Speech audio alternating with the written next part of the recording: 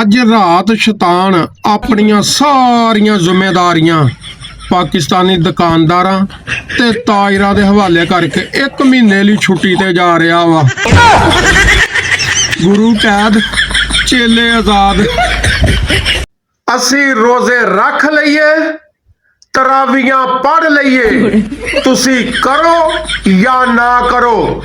Petrol ਤੇ ਤੁਹਾਡੇ ਪਿਓ ਨੂੰ ਵੀ ਸਸਤਾ ਕਰਨਾ ਪੈਣਾ ਵਾ ਇਸ ਰਮਜ਼ਾਨ ਤੋਂ ਬਾਅਦ। ਮੀਆਂ ਨਵਾਜ਼ ਸ਼ਰੀਫ ਤੇ ਮੀਆਂ ਸ਼ਬਾਜ਼ ਸ਼ਰੀਫ ਬੱਬਰ ਸ਼ੇਰ ਆਦਮੀ ਨੇ, ਸੱਚੇ ਆਦਮੀ ਨੇ, ਜੋ ਕਹਿੰਦੇ ਨੇ ਕਰਕੇ ਵਿਖਾਉਂਦੇ ਨੇ।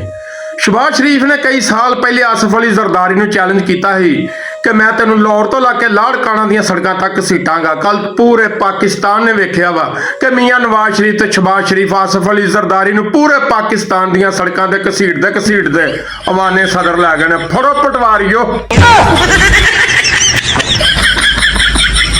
ਬੱਬਰ ਸ਼ੇਰ ਅਫਜ਼ਲ ਮਰਵਤ ਆਂਦਾ ਵਾ, जनाबे स्पीकर सिगरेट पीता हूं, आपकी तरह किसी का खून नहीं पीता।